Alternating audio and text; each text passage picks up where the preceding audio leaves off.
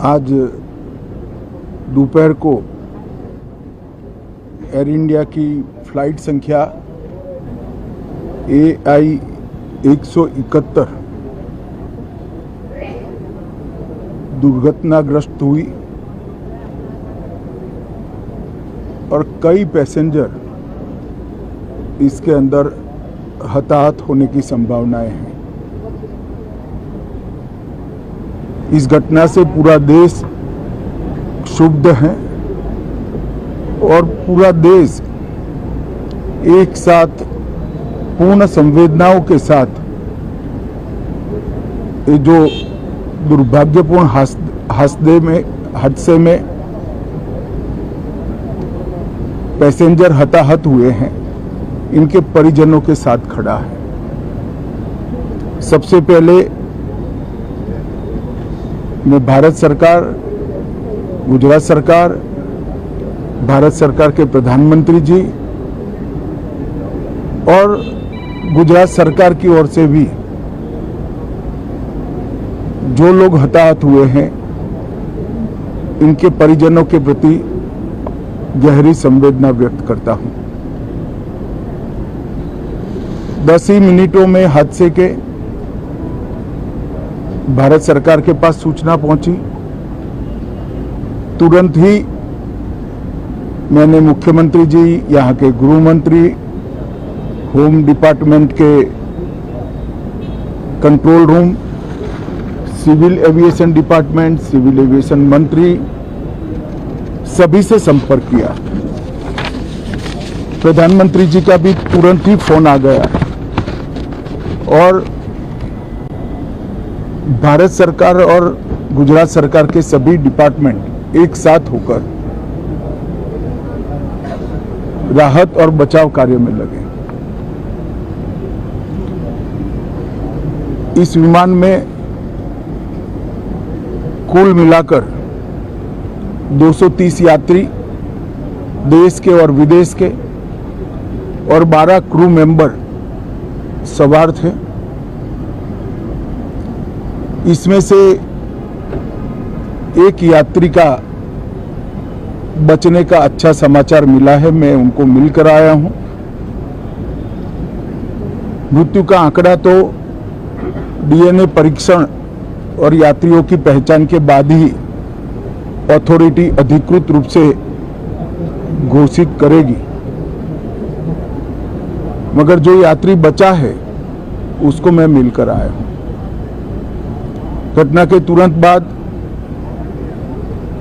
गुजरात सरकार ने बहुत त्वरा से डिजास्टर मैनेजमेंट की सारी इकाइयों को अलर्ट करते हुए, चाहे हेल्थ डिपार्टमेंट हो, चाहे फायर ब्रिगेड हो, चाहे पुलिस विभाग हो, भारत सरकार की भी CAPF को संपर्क कर सभी ने एक साथ मिलकर राहत और बचाव का कार्य चालू किया।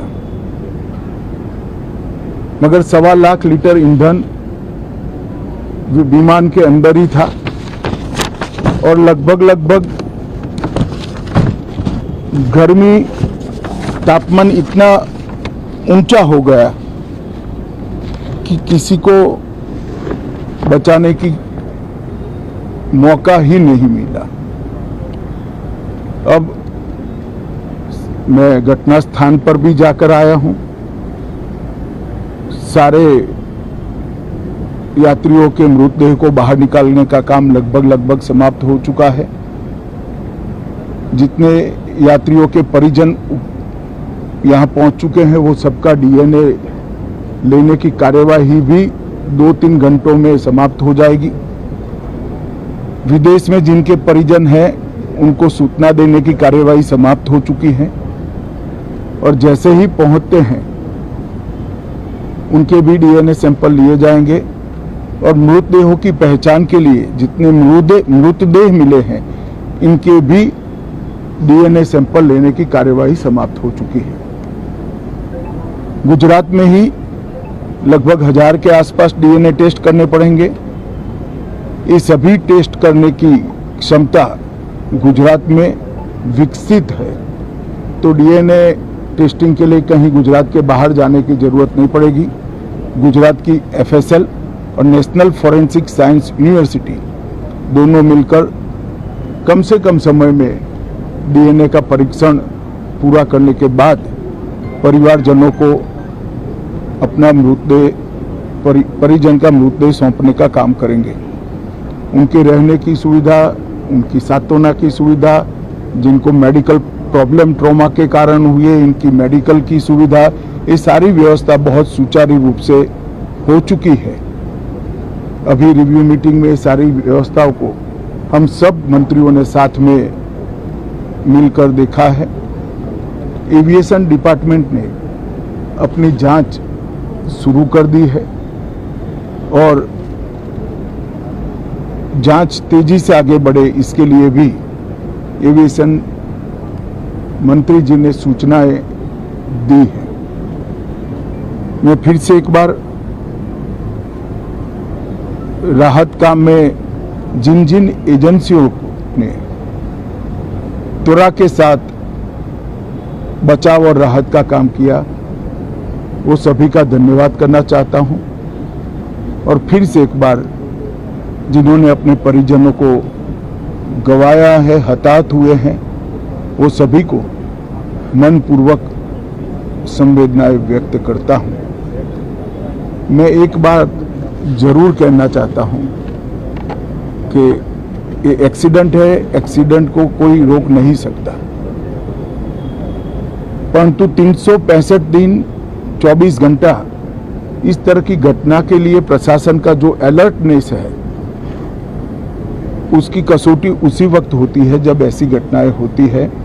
और आज गुजरात के डिजास्टर मैनेजमेंट की तैयारियों का एक प्रकार से दुर्भाग्यपूर्ण तरीके से मगर कसौटी हुआ और बहुत त्वरा के साथ यहाँ पर काम किया गया, वो पूरे देश के मीडिया के सामने और परिजनों के सामने भी आया है। अंत में मैं फिर से एक बार सम्माननीय प्रधानमंत्री नरेंद्र मोदी जी की ओर से, भारत सरकार और गुजरात सरकार की ओर से सभी हताहत लोगों के परिजनों के प्रति गहरी संवेदना व्यक्त करता हूं। धन्यवाद।